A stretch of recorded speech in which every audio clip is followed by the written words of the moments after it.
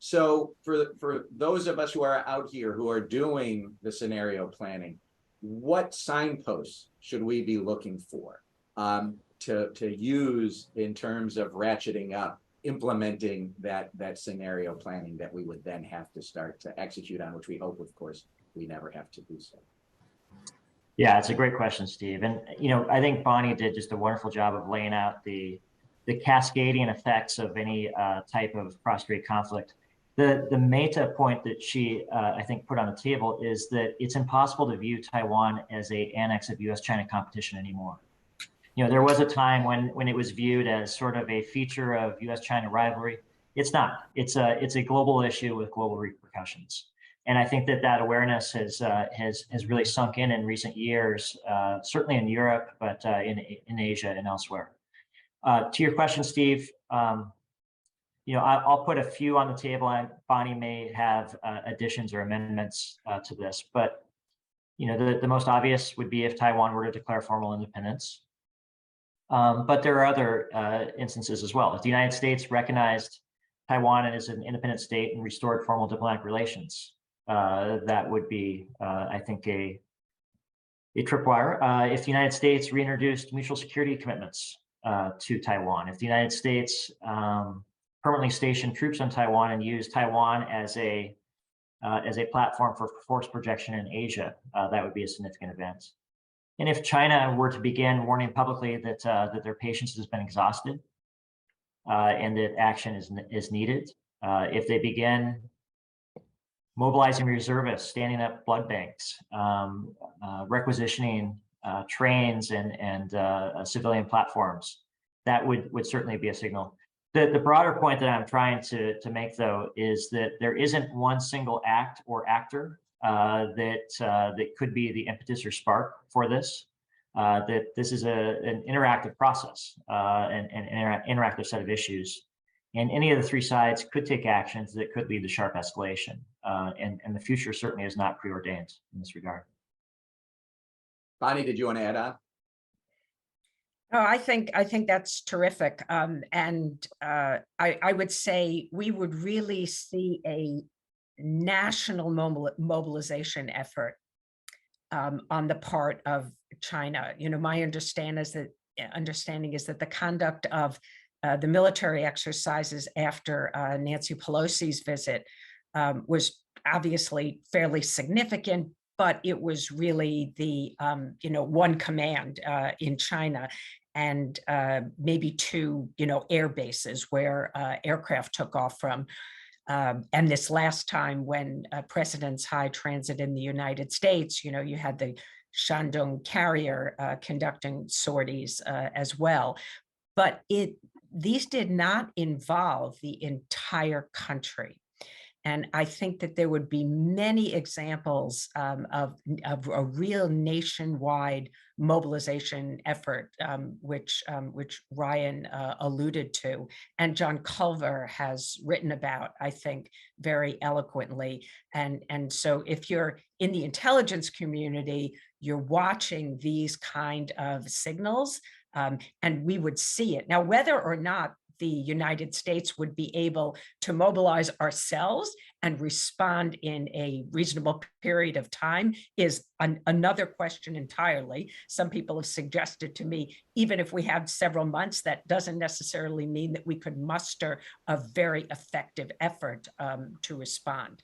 But nonetheless, the possibility of a surprise attack by China, I think, is very, very small. Thank you, Ryan and Bonnie, for the insightful sharing, talking about Taiwan.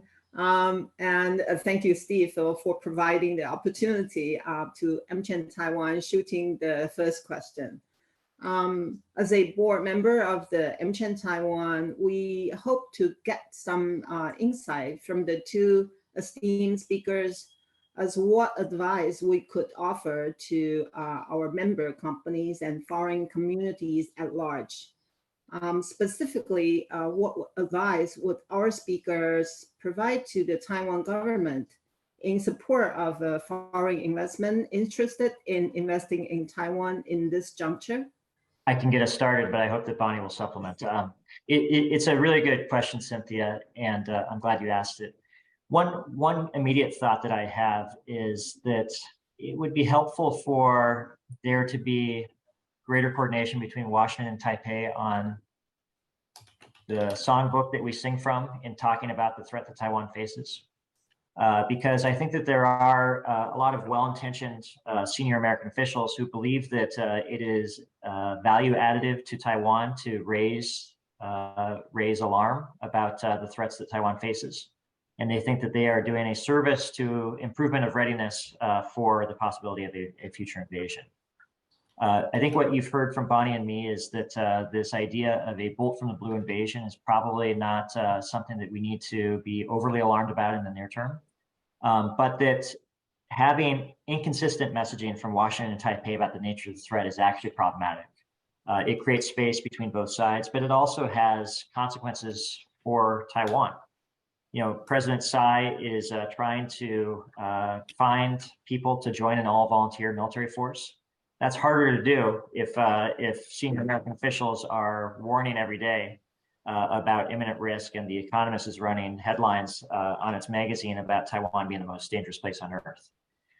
It is harder to attract foreign capital to Taiwan when there is this daily drumbeat of fear and anxiety. And we saw a very tangible example with Warren Buffett's decision to divest a significant portion of his holdings from TSMC on the basis of geopolitical concerns.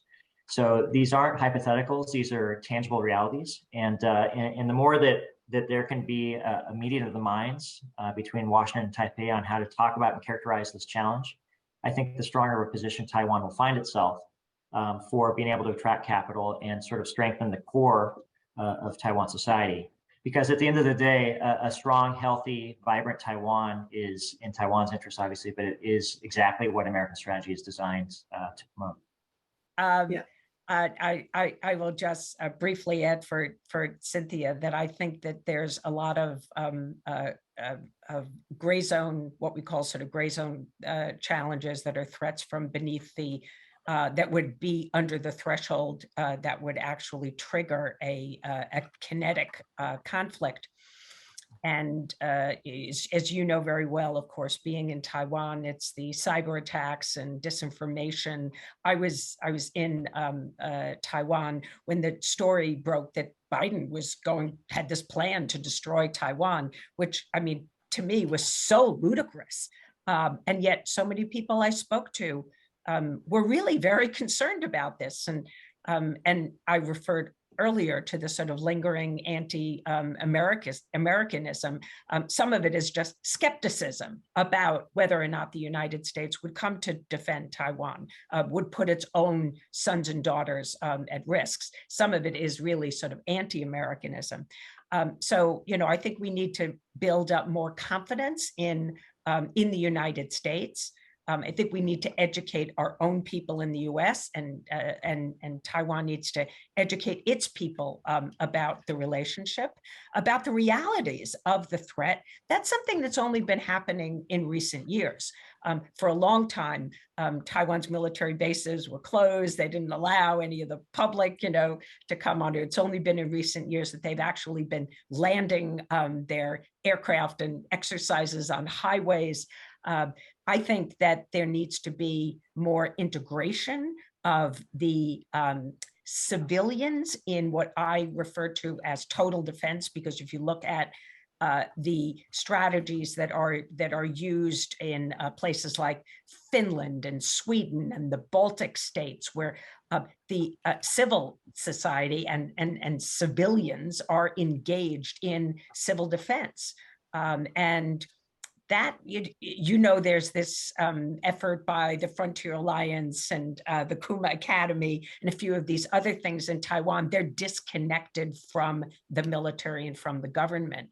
And I think that that's something that the Taiwan government should be engaged in, is really trying to connect the people, because they need to demonstrate a determination to defend themselves. It's one thing to say it, and I think it's great that President Tsai has actually said that many times, but you really have to demonstrate that you will defend yourself. And the last thing that I just say is that to reinforce what I said earlier, is that assurance has to be credible. And this is not just the United States providing assurances to China that we have a one China policy, that we will adhere to our one China policy, that they won't wake up tomorrow and find that the US president is in Taiwan or that we've recognized Taiwan, but also that Taiwan has provides some assurances to Beijing that it's not going to declare independence and that it's not going to revise its constitution. President Tsai did this in her inaugural address, and I hope that the next president of Taiwan will reiterate these assurances, because I think that they are a necessary ingredient to the preservation of the status quo. Ryan, Bonnie, in your book on page 124, you write, America's economic policy toward Taiwan has been divorced from its overall strategy. There have been no notable bilateral trade or investment agreements signed since 2001. Okay, and Ryan, you were in the White House. Why is this the case? And is that going to change? Well, I certainly hope it changes. Part of it is just a function of the difficult bureaucratics of dealing with Taiwan issues. It's not, with the United States Trade Representative negotiates with other countries, and there's a pretty simple formula for reaching agreements, getting congressional ratification of it, and having it enforced. That's not the case with Taiwan. There are additional steps given the unofficial nature of our relationship, but that's not an alibi for inaction, Steve. The hard reality is that the security side of our relationship has just advanced so much further than the trade side of the US-Taiwan relationship. And there's just been a gaping just imbalance between these two issues. The security side operates with daily urgency about the threat and risk that Taiwan faces. The trade side does not of the US government. And until and unless the United States president identifies this as a strategic vulnerability that must be addressed, it's going to be very hard for us to close this gap. So I'm hopeful that we will get there sooner rather than later. And there appears to be promising signs of trade negotiations underway between the United States and Taiwan at this moment. But these are early steps, and a lot of ground needs to be made up, hopefully quickly. The other issue is that given the countries in the region's sensitivity about inclusion of Taiwan in regional pacts, it's very hard to bring Taiwan into what was TPP, now is CPTPP, or what is now the Indo-Pacific Economic Framework, IPEF. And so the United States is going to have to be more creative, and it's going to have to sort of take a lead to provide space for other countries to draft behind us on some of the ground that we plow with Taiwan. Okay, now we're going to turn over to Beijing, and we have both Mark and Michael on from AmCham China. So Mark or Michael, whoever wants to go first, and then the other can ask a follow-up, and we'll kick this off with Bonnie. Sure, I'm going to jump in. Thanks, Stephen, and to everyone for a fascinating panel. Boardrooms, for American companies in China are, of course, talking about this issue, and if they're not, they should be. It's one of many issues. So my question here is, if you were to imagine sort of a risk matrix of all the different challenges facing companies, foreign companies and American companies in China today, I guess at a high level, the impact of this issue would be massive. We've talked about sort of catastrophic damage economically and so on, but the likelihood, at least in the short term, feels on the smaller side, but perhaps growing, who knows. If you were to imagine that risk matrix, is this top of your list right now? Is it sort of middle of the road, like given some of the other concerns that companies are facing today? That's a really difficult question, Mark, because I think Ryan and I and Richard would say that the threat is not imminent. Conflict is not inevitable, but if policies are pursued by the United States or Taiwan or both that are seen by China as provocative and crossing their red lines, and if we don't have credible assurances that we could push China in a direction of believing that they have to act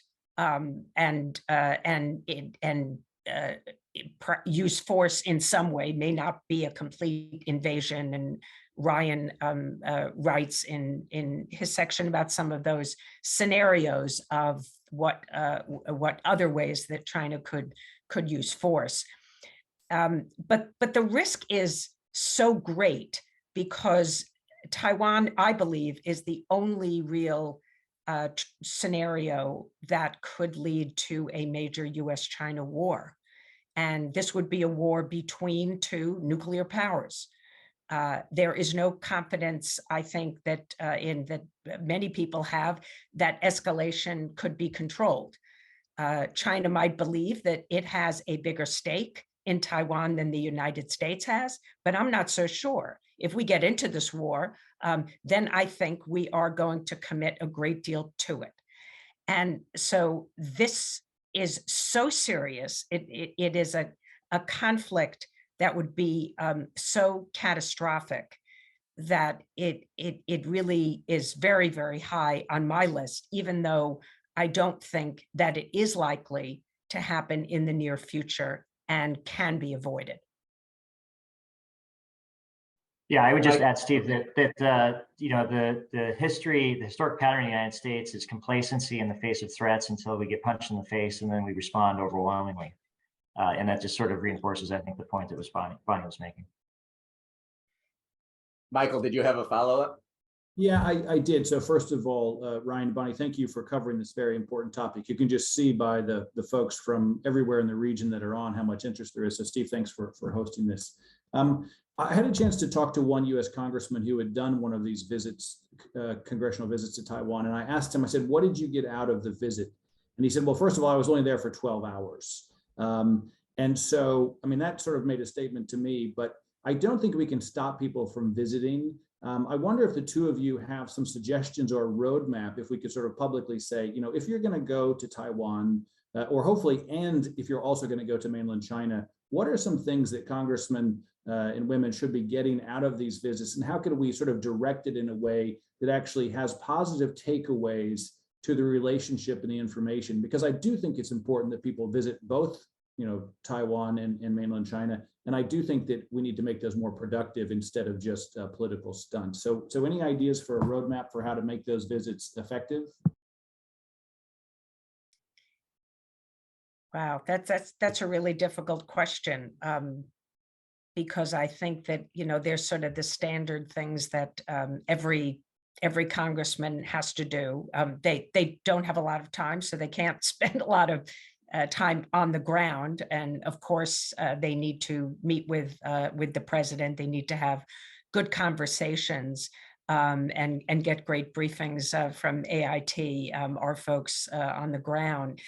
But, you know, I think that if there can be ways that that are crafted for them to maybe interact with maybe a group of students, you know, that's something that could be interesting to listen to the attitudes of youth in Taiwan, maybe to get some exposure to Taiwan's history, to understand the polarization that is in Taiwan. I don't know if many of these delegations talk to the opposition. I think regardless of which party is in power, they should be talking to the opposition.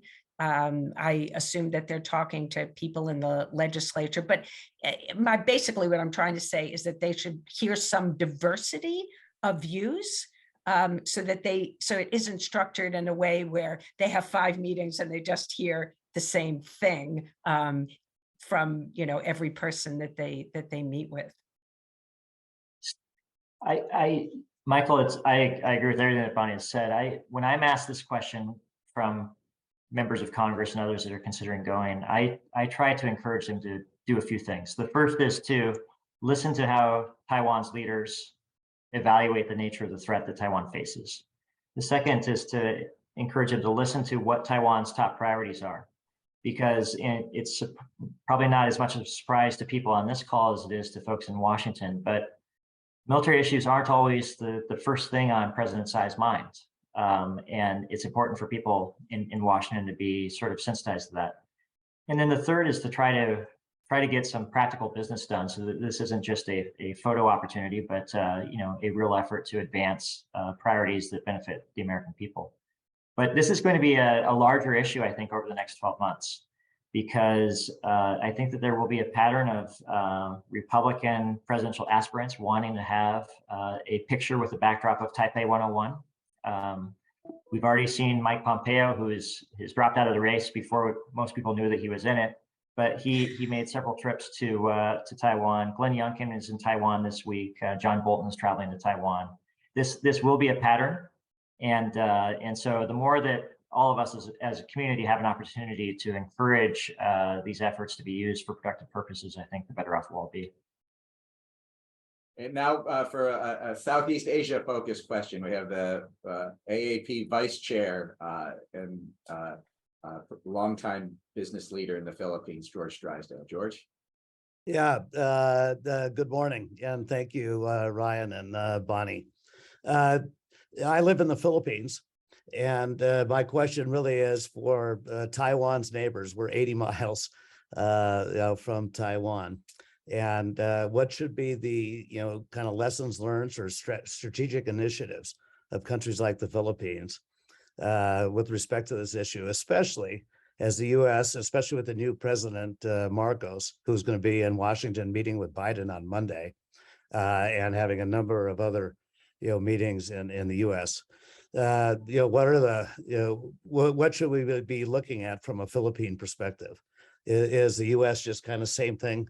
Going to lead us into a situation we're going to get cut off. We're already seeing our largest business is bananas, for example, and China is already cutting back or making noises like they did with Scarborough Shoal in 2012 on the threats if the Philippines continues this policy of getting closer to the U.S.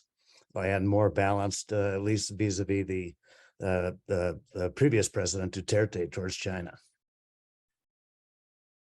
Well, maybe the Philippines should take a page from Taiwan's playbook, and just as when China stopped buying its pineapples, encouraged the whole world that Japan's buying all of Taiwan's pineapples, and maybe more countries can be encouraged to buy the Philippines bananas. It seems to me that Marcos is a little bit more risk tolerant. Obviously, with the approval of 4 new bases to give the U.S. access to, several of which are really, really close to the Taiwan Strait. So yes, they're nearby. Yeah, China's going to be pretty unhappy about the direction of the Philippines' policies, and I think it's not like they're all in. But there's reason for Marcos and of course the people in the Philippines and the military of the Philippines to be more concerned. Look at what happened, the confrontation at Second Thomas Shoal that was reported today. Not the first time that there has been the potential for a real dust up, but at some point the Chinese might really move against the Marines that are deployed on that rusted out ship on the shoal. So the Philippines is like sort of many other countries, is sort of caught between the U.S. and China, but they're not ducking. They're making decisions that I think they see as in their interests, and they are strengthening relations with the United States. Quietly, the Philippines has a very strong relationship with Taiwan as well. They don't exercise that in very public ways, which I think is in their interests. But it's nevertheless an important relationship. So the Biden administration, I think, wants other countries to put more skin in the game, to demonstrate that they have a stake in the preservation of peace and stability in the Taiwan Strait. And the Philippines has stepped up. And I think that the Biden administration really greatly appreciates that. I'm going to follow up with George's question and Bonnie's statement, Ryan, to you on something that you write right here in the book. And that is that there is deterrent value in Beijing learning that the U.S. and its partners will develop a package of non-military response items that shows that the US and others are willing to accept major levels of economic pain in service of countering China military moves against Taiwan. What would these be, and how likely would that happen? Well, if we think about what happened after Russia invaded Ukraine, I think that it is instructive, not in a apples for apples analogy, but just in the sense of the spirit of the exercise. After Russia invaded Ukraine, there was a real effort to respond swiftly, to respond in a way that exceeded Moscow's expectations, and to respond in a way that targeted Moscow's vulnerabilities. China's economy is somewhere between 9 and 10 times larger than Russia's. And so the vulnerabilities that would be targeted in this scenario would be different for China than they were for Russia. But China does have some indivisible risks. It has a finite number of fiber optic cables that connect its internet to the rest of the world. It has some lack of redundancy in its space-based assets. China relies upon imports of fuel from the Middle East. That fuel travels through the Gulf, the Indian Ocean, and then obviously in the region, littoral around Taiwan. So China has vulnerabilities that would be exposed and probably exposed very aggressively in the event that they initiated military conflict against Taiwan. I expect that the Chinese assets would be frozen in such a scenario overseas. The bigger point is that there would be traumatic disruption to life inside China, but also to the global economy, and that the war would not necessarily be fought at the point of attack, with dogfights between fighter pilots over the Taiwan Strait and naval battles in the Taiwan Strait, but it would be a sprawling global effort that would be focused on China's acute vulnerabilities. I hope that we never have an opportunity for me to be proven right or wrong on this, but this is sort of the logic that I think would guide America's responses. Okay, we have time for one last very quick question. I'm going to turn it over to Chris in AmCham Taiwan, who's hopefully going to end us with a little bit of an optimistic note. Chris? Thanks very much. And by the way, all the comments are excellent, Bonnie and Ryan.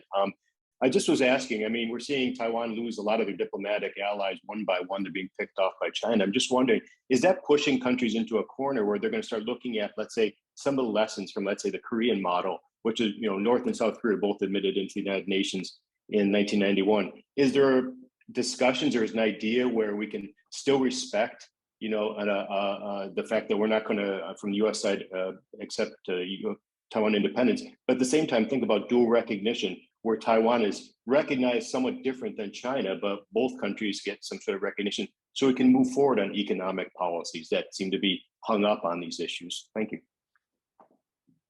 Look, Chris, that would be a great outcome, something that probably Ryan, Richard, and I would like to see. I don't think that that's going to happen under Xi Jinping. We might get to a point where there is some evolution in China, maybe a different leader, a bit more tolerance, a willingness maybe to think about a solution in which China and Taiwan have some federation, confederation. These things were talked about so many decades ago. They're really not popular in discussions today, but under a different leadership in China, maybe there might be some possibility of allowing Taiwan to have more international participation, especially if Taiwan agrees that it is not going to pursue independence. So it essentially pledges that it will not do so, maybe in exchange for a pledge from Beijing that it will not use force. And this idea has been around for a long time, but the space for that kind of a solution seems to me to have narrowed. And it's going to be very difficult to create that space again, I think, under this leadership. Ryan, any closing thoughts? No, I agree entirely with everything that Bonnie said. And it's just been a privilege to have the opportunity to be in conversation with you all and to benefit from your perspective in the region. And let me just say that Bonnie and Ryan, thank you so much. Our next event is AmChams of Asia Pacific, is going to be another virtual door knock where we're going to have Kelly Myman, the colleague of mine and Ryan at McClarty's, to talk about what came out of the IPEF and what we should be thinking about on trade when we go to DC for our door knock in mid-July. And Kelly will be joined by Jonathan and Lauren from BGR, who are our Washington representatives. And then we're going to be in DC. And I would normally say at this time, and I urge you all to think about joining us in Washington. This is a great event, but now I have to say, don't think about it. We're full. It's the first year we've ever hit capacity for the door knock. So it's going to be an amazing event. And for the 50 people who are going to be with me and George on that, we really look forward to seeing you. And Bonnie and Ryan, we're going to see you there. And anyone who buys their book, I'm just going to say you're going to sign it for them when we see you in Washington, D.C. And we hope you'll be able to join us as well in mid-July. So if everyone wants to turn on their cameras and thank Ryan and Bonnie for allowing us the privilege of being the host for the first of their book series. This was great. Thank you, guys. Hi, Bonnie. This is Eden. Thank you. Wonderful. Thank you. Thank you. Bye. Thank you.